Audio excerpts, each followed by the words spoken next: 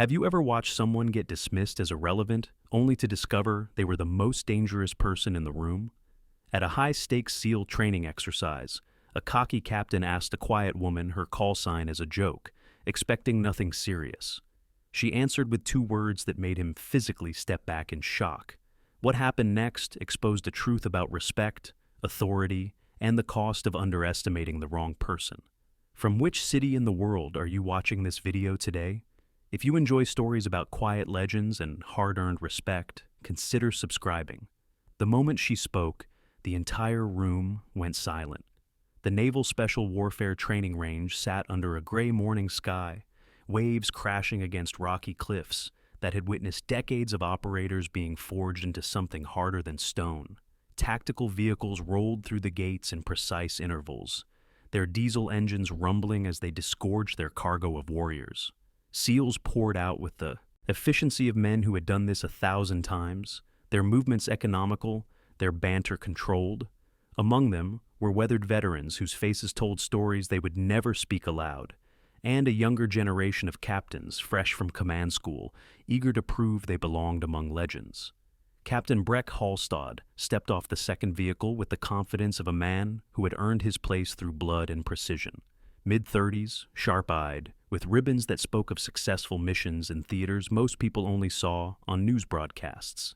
He carried himself with visible authority, the kind that came from leading men through situations where hesitation meant death.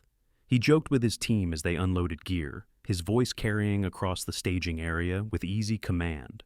Lieutenant Commander Orrin Wexler walked beside him, quieter but equally capable, the kind of operator who let his work speak louder than his words. Then, almost unnoticed in the controlled chaos of arrival, a figure stepped off the last transport. She moved with the same economy as the others, but there was something different about her stillness. Mid to late 30s, unremarkable at first glance, wearing standard fatigues with no visible rank insignia and no name tape. She carried a single duffel bag, nothing more, and set it down near the edge of the staging area, away from the main group. Her face revealed nothing, her eyes tracking the activity around her with calm assessment. Hallstad glanced at her, then away, his attention already moving to more important matters. He leaned toward Wexler, voice low, but not quite low enough. "Guess they are sending desk jockeys now to check our safety briefs." Wexler chuckled, a sound quickly lost in the noise of gear being sorted and weapons being checked. The woman heard it. Her expression did not change. She simply set her duffel down with deliberate care and stood watching the range with the patience of someone who had learned to wait. Inside the command tent, the briefing began with military precision. Master Chief Grayson Lael stood at the front, a man in his late 50s whose face looked like it had been carved from the same cliffs that surrounded the range. His voice was gravel and authority as he outlined the exercise parameters: live fire drills, close quarters battle scenarios, simulated hostage rescue operations under time pressure and stress, high risk, high reward, the kind of training that separated competent operators from those who would lead others through hell and bring them back alive. The woman sat in the back corner, a notepad open in front of her, but her pen motionless. She wrote nothing. She simply watched, her eyes moving from speaker to screen to the faces of the men absorbing the information. Her presence was so quiet it bordered on invisibility. Hallstad sat front and center, asking sharp tactical questions that demonstrated both his experience and his need to establish himself as the dominant voice in the room. His questions were good ones, the kind that came from someone who had actually done this work in environments where mistakes were measured in body bags. But there was performance in it too, a subtle assertion of hierarchy that everyone in the room recognized and most accepted as natural. When the briefing ended, Lael dismissed the group with a curt nod. But as the operators filed out, his eyes found the woman in the back corner. He gave a single nod, barely perceptible, the kind of acknowledgement that passed between people who shared understanding beyond words. She nodded back with the same economy of motion. The exchange lasted less than 2 seconds. Most of the room missed it entirely, but Wexler noticed. He paused at the tent entrance, frowning slightly as he watched the silent communication. Something about it did not fit the narrative he had constructed about who this woman was supposed to be. Outside the tent, the operators gathered during the mandated break.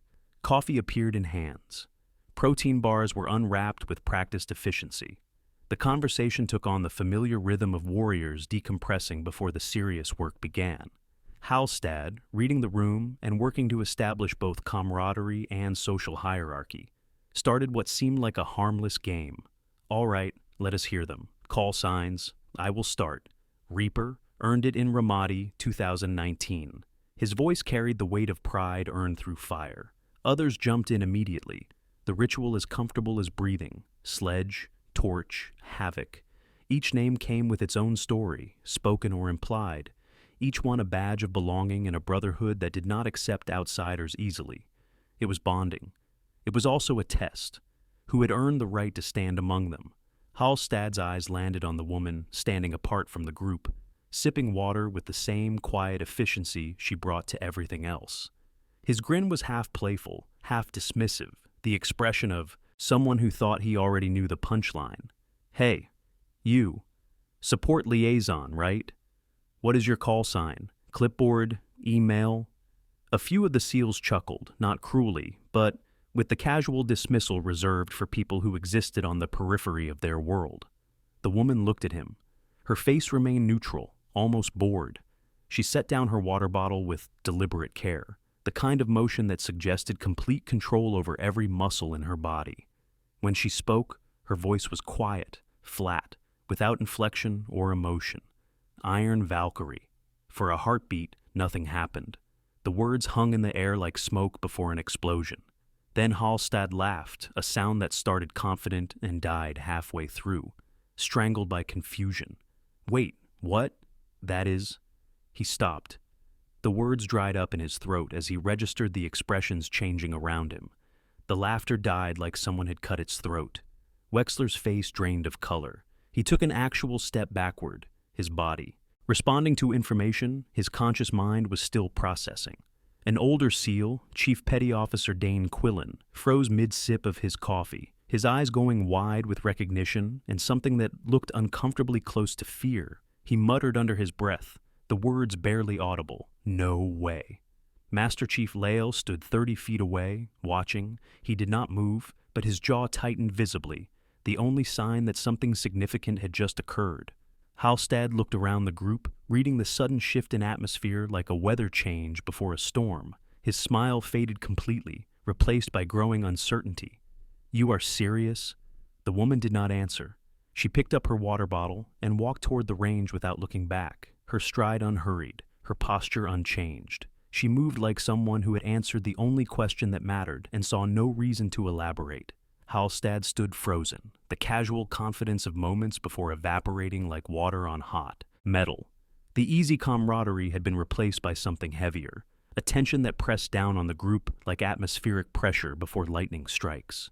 Wexler moved closer, his voice low and urgent. "Do you even know who that is?" Halstad shook his head, his throat tight. "Should I?" Wexler swallowed hard. His hands were trembling slightly, a reaction he could not quite control. "Neither did I. But look at Quillen." They both turned. Quillen was staring at the woman's retreating figure, his face pale, the coffee cup forgotten in his hand.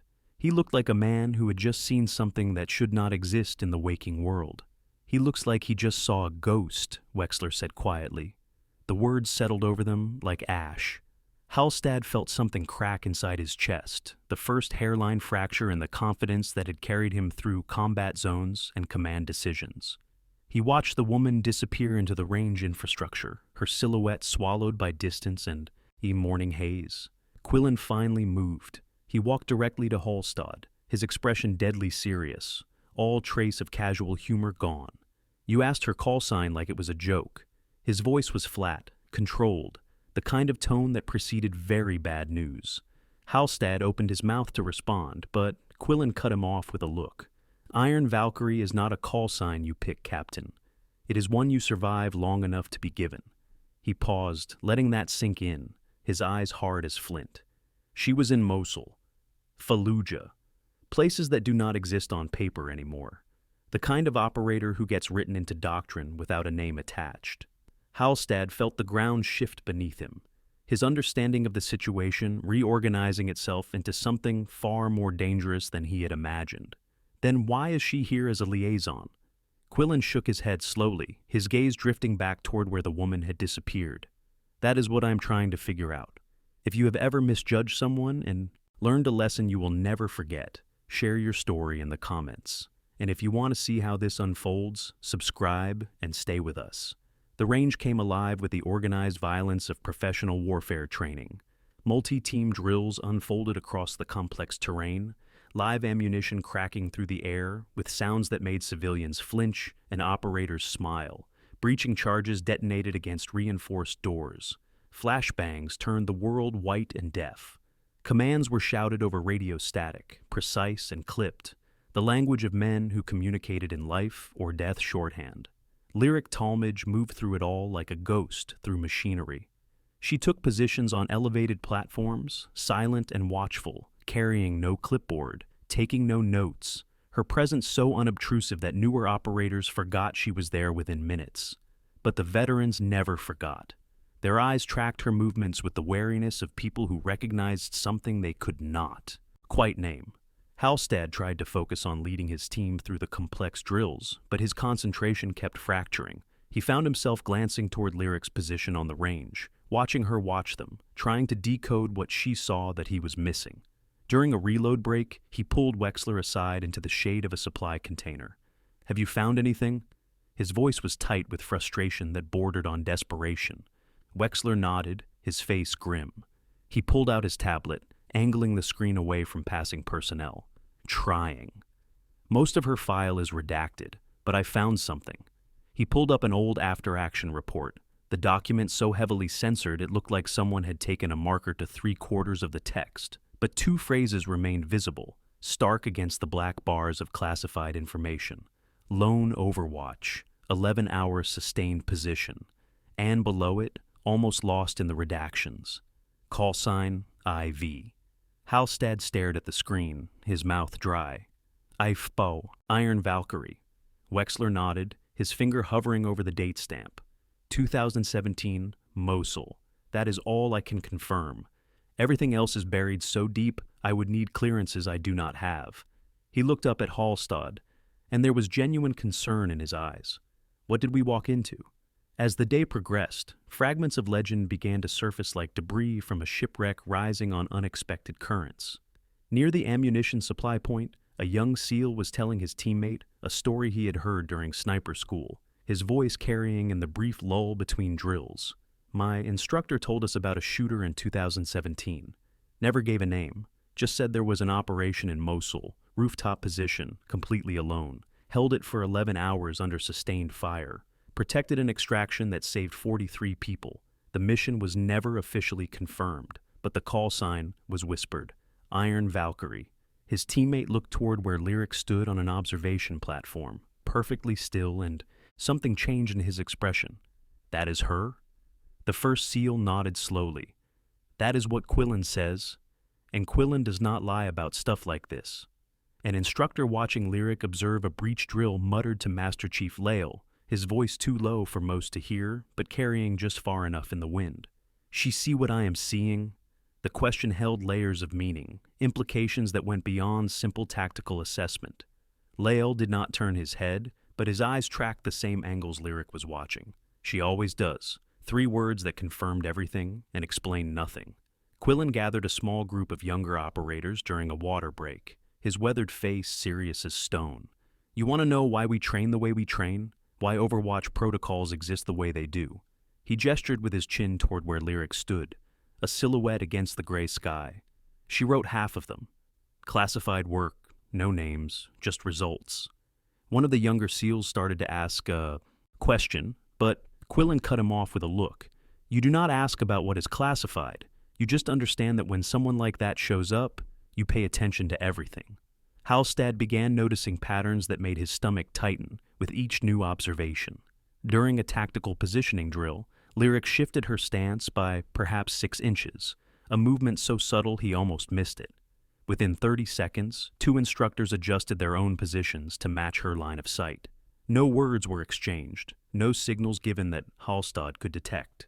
The instructors simply moved, as if pulled by invisible threads, repositioning themselves to angles that suddenly made tactical sense in ways the original setup had not.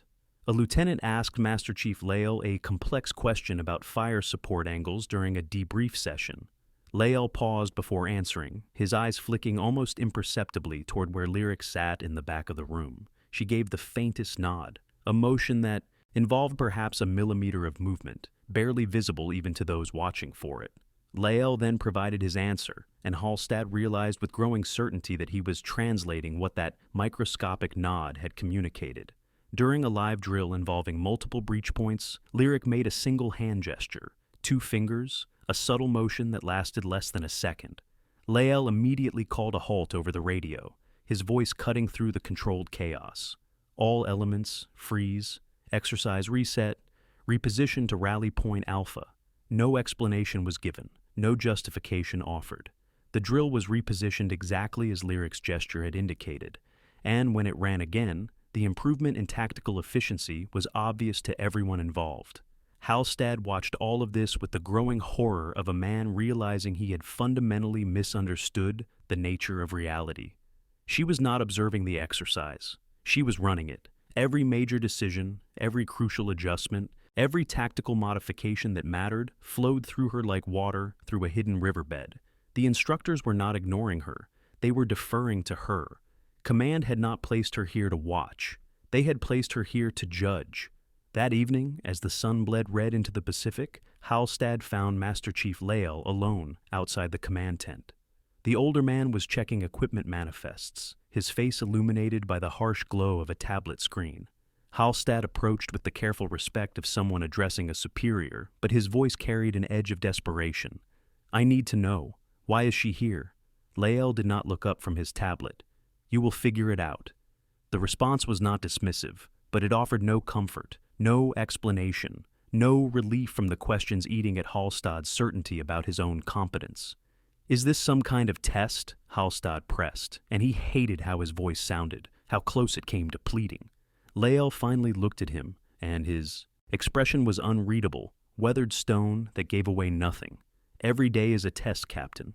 You just do not always know what is being graded." He walked away, leaving Hallstatt standing in the gathering dark with more questions than answers. Sleep would not come easily that night.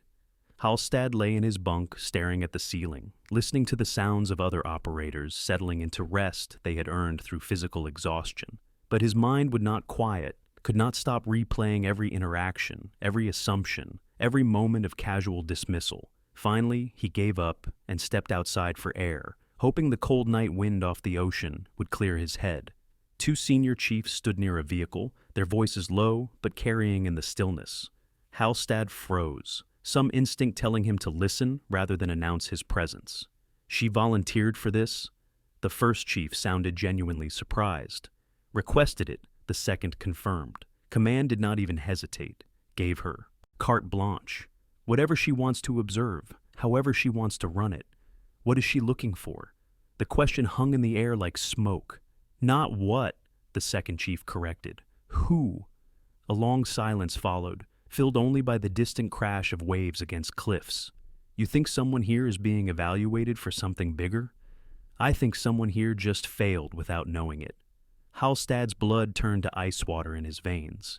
He looked back toward the barracks, and through a window he could see Lyric sitting alone at a field table, cleaning a weapon with mechanical precision. Her movements were fluid, practiced, the actions of someone who had performed this ritual thousands of times in dozens of countries under circumstances he could only imagine.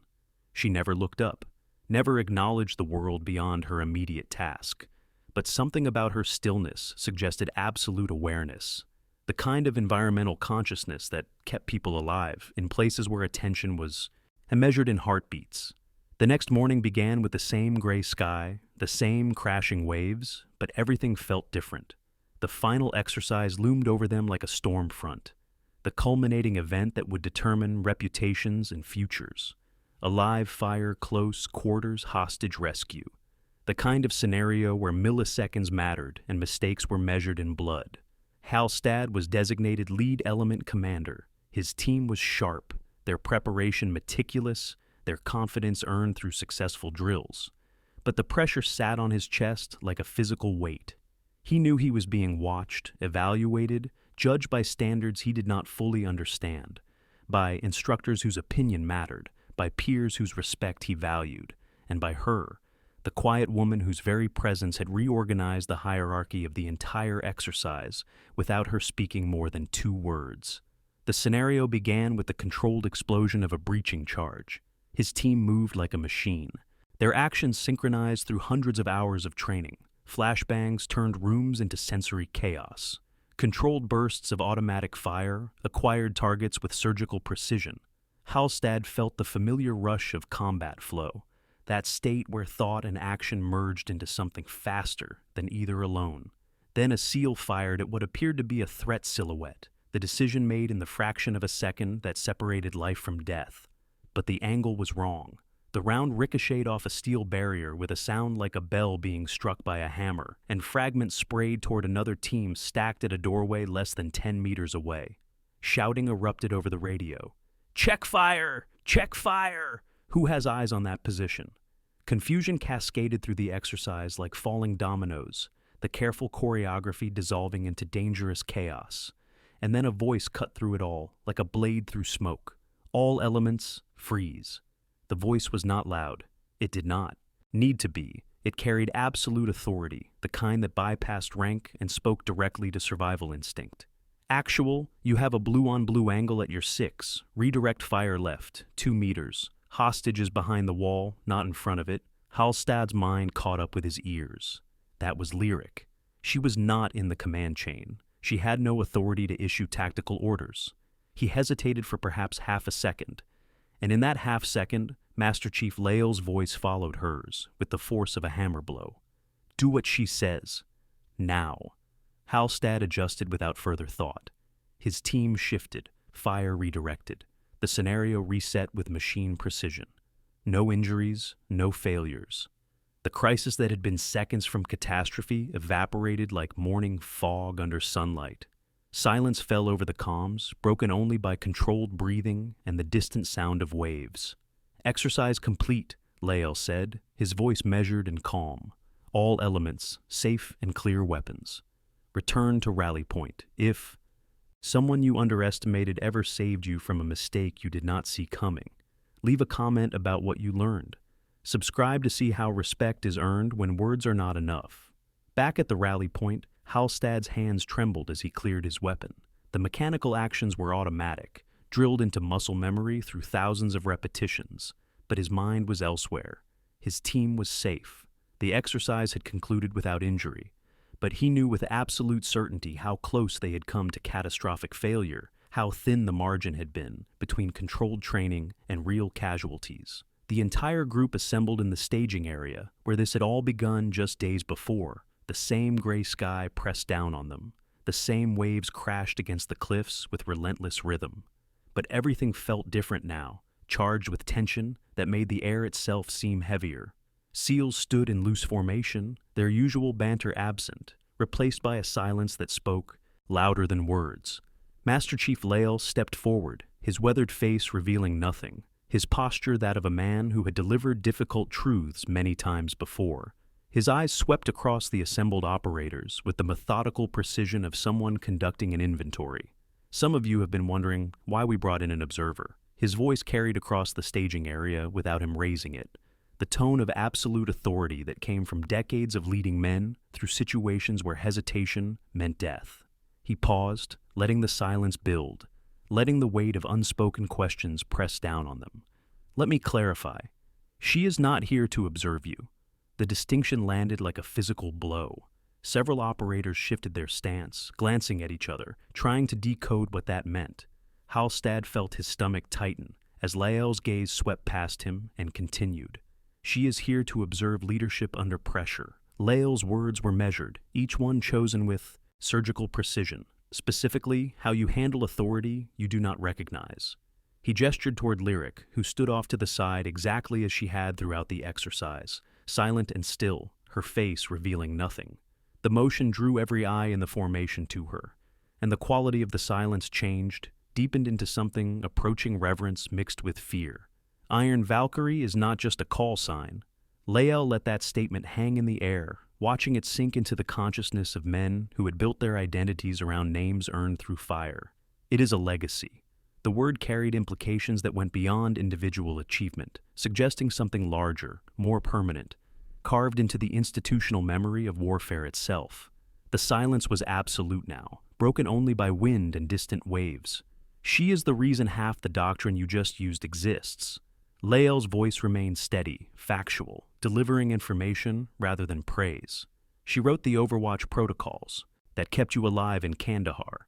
She is the ghost sniper in every after-action report you have read that does not name a shooter, every operation you have studied that refers to unidentified assets providing critical support, every tactical adjustment that seemed to appear from nowhere and save units from annihilation. He let that information settle, watching recognition dawn on faces throughout the formation. Chief Quillen stood with his arms crossed, nodding slowly, his expression that of a man having suspicions confirmed. Wexler looked pale, his usual composure cracked by the weight of understanding how profoundly he had misjudged the situation. She has completed more classified operations than most of you will ever brief, Lael continued. His eyes found Hallstatt in the formation, and the captain felt the weight of that gaze like physical pressure. And today, she saved your lives again. The simple statement carried no accusation, just fact delivered without embellishment. Because one of you assumed rank meant readiness. That confidence meant competence. Hallstatt felt every eye in the formation turned toward him, felt the judgment implicit in their attention. But Lael was not finished. Captain Hallstatt, you are a good operator. The words were not condescending, not dismissive. They were honest assessment delivered without malice. But leadership is not about who talks the loudest. It is about who listens when it counts. The truth of it hit Hallstatt like a physical blow, knocking the breath from his lungs. He had spent days performing competence, asserting authority, making sure everyone knew he belonged, and in doing so, he had missed the one person in the exercise who actually defined the standard he was trying to meet. For a long moment, no one moved. The wind off the ocean carried the smell of salt and the promise of rain. Gulls cried overhead, their voices harsh and mocking. Then Hallstatt stepped forward, separating himself from the formation, his movements deliberate and controlled.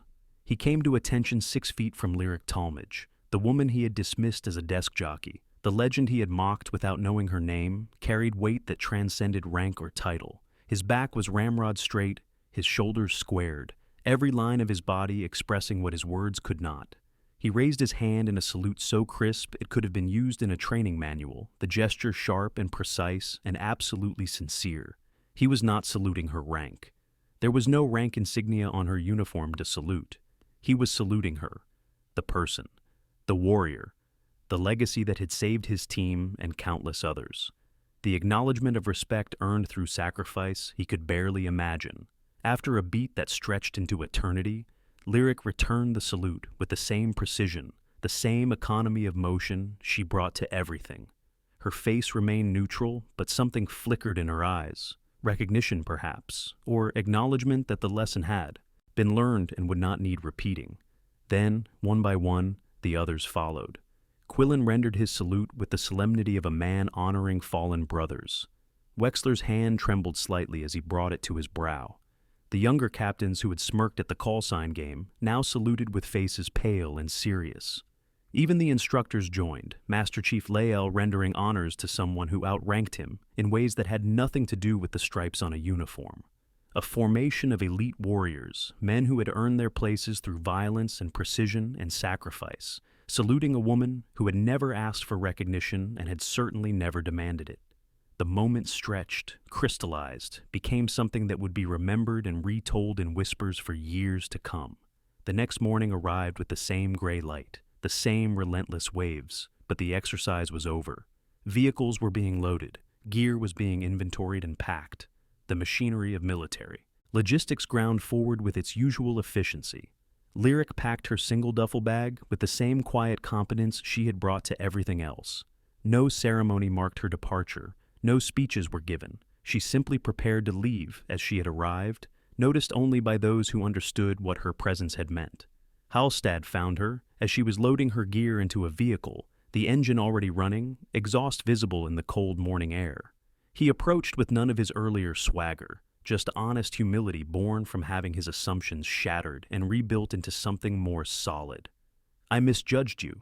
Lyric looked at him with those calm eyes that seemed to see through pretense to the truth beneath. "You misjudged the situation." Her voice was quiet but firm, the distinction important. That is worse. She was not being cruel. She was being precise, pointing to the real failure that had nearly cost lives. "Will I see you again?" Halstad asked, and heard the vulnerability in his own voice, the acknowledgement that he still had much to learn. "Probably not," Lyric said simply. "But you will carry this forward." She gestured at the range, at the assembled operators, at everything the exercise had represented. "That is the point." She climbed into the vehicle without further words. The door closed with a solid thunk of military-grade construction. The vehicle pulled away, tires crunching on gravel, carrying her back to whatever classified operations waited, whatever silent missions would never appear in official records, but would save lives and shape history in ways no one would ever publicly acknowledge. Halstad stood watching until the vehicle disappeared around a bend in the access road, swallowed by distance and the gray morning haze. Master Chief Lael appeared beside him, his presence solid and grounding. The older man watched the empty road for a moment before speaking. "Iron Valkyrie was placed here because command needed to know who could lead when the invisible rules do not apply." His voice was thoughtful, reflective rather than instructional. "Most of you passed, some of you learned." He looked at Halstad directly. "Captain, you grew. That is all anyone can ask." Lael gathered the remaining team one final time in the staging area, where Halstad had first made his joke about desk jockeys, where casual dismissal had been met with two words that changed everything. "Respect is not something you earn once," Lael said to the assembled operators. "It is something you prove every single day, by listening, by recognizing excellence regardless of where it appears, by understanding that the quietest voice in the room might be the most dangerous, the most competent, the most deserving of your attention." He looked at each of them in turn, making sure the lesson landed and took root. "Remember that. Remember her. Remember what you learned here." The formation was dismissed, but no one moved immediately. They stood in the gray morning light, processing what had happened, understanding that they had been part of something that would define how they approached leadership for the rest of their careers. Halstad walked to the cliff edge where he had first arrived days before, full of confidence and certainty about his place in the hierarchy of warriors. The waves crashed below with the same relentless rhythm they had maintained for millennia, indifferent to human drama, constant in their reminder that some forces simply were, regardless of recognition or acknowledgement. He thought about a woman who had reshaped military doctrine without seeking credit, who had saved 43 lives in 11 hours of sustained combat, who had written protocols that kept operators alive across multiple theaters of war. A woman whose name appeared in whispers and redacted reports, whose legacy was carved into the invisible architecture of how modern warfare was conducted. A woman who had answered a mocking question with two words and changed the trajectory of every person who heard them. The wind carried the smell of salt and rain. Somewhere in the distance, a vehicle carried Iron Valkyrie toward her next mission, her next silent intervention, her next contribution to a legacy that would outlive them all. And Halstad understood, finally and completely, that true authority was not about who demanded respect, but about who earned it through actions that spoke louder than any words ever could. If this story reminded you that the quietest person in the room might be the one who changes everything, share your thoughts in the comments below. And if you believe in honoring those who serve without recognition, subscribe to hear more stories about the people who define excellence through silence and sacrifice.